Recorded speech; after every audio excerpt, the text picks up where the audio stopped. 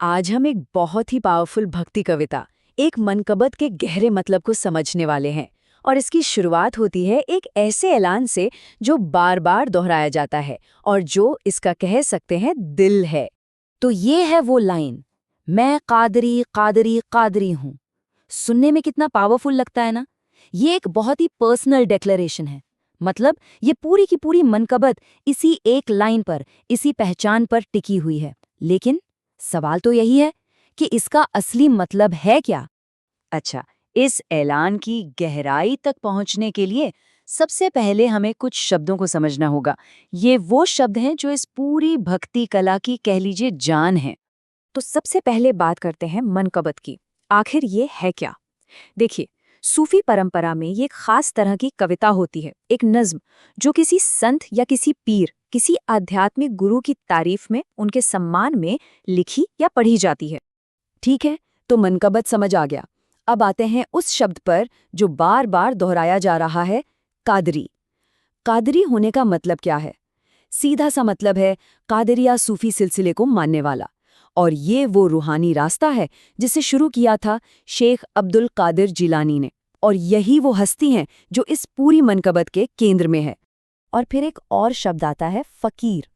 जो इसे गा रहे हैं वो खुद को फकीर कह रहे हैं। फकीर मतलब वो सूफी भक्त जिसने अपनी पूरी जिंदगी ही रूहानियत के रास्ते पर खुदा की राह में लगा दी हो। तो अब तस्वीर थोड़ी साफ हो रही है। तो अब जब हम इन शब्दों को समझ चुके हैं, चलिए अब सीधे उस महान हस्ती की बात करते हैं जो इस पूरी भक्ति और अकीदत की वजह है।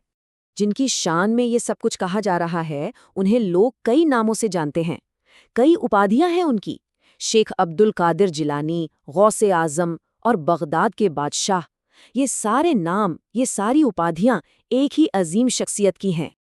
अब जरा इस लाइन पर गौर कीजिए। जमाने में अगर देखी तो शान कादरी देखी। ये भक्त का नजरिया है। मतलब उनके लिए इस पूरी दुनिया में अगर कुछ भी देखने लायक है, कोई शानदार चीज है, तो वो बस उनके संत की शान है, उनकी महिमा है, और कुछ नहीं। और दाद सिर्फ यहीं तक नहीं रुकती। ये मनक़बत संत और पाक शहर मदीना के बीच एक गहरा रूहानी कनेक्शन भी बनाती है।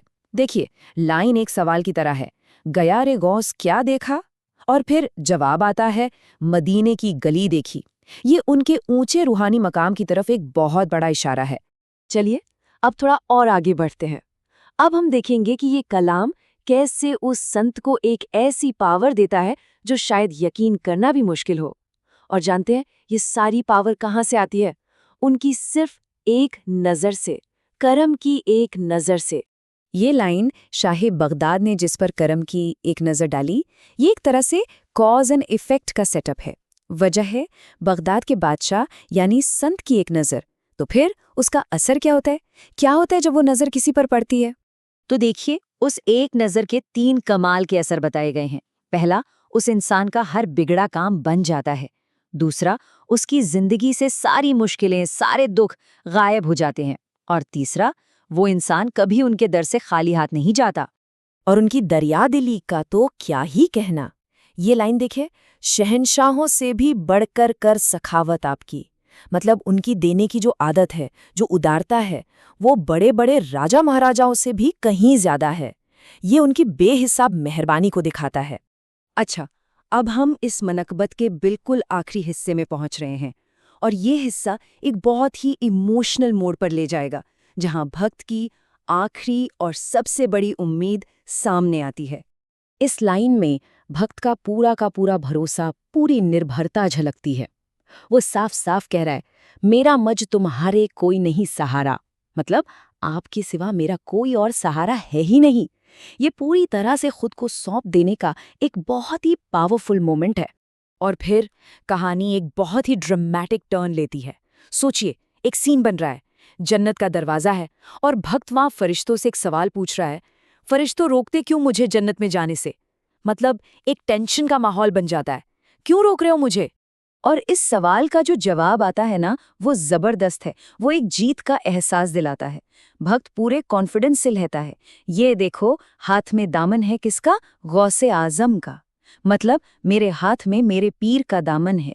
और यही कनेक्शन, यही रिश्ता मोक्ष की, निजात की चाबी है। तो ये पूरी कहानी, ये पूरी मनकबत हमें एक बहुत बड़े सवाल पर लाकर छोड़ देती है कि किसी इंसान की जिंदगी में इस तरह की गहरी श्रद्धा, इतनी गहरी भक्ति आखिर क्या रोल अदा करती है। ये एक ऐसा सवाल है जो सोचने पर मजबूर करता है ना।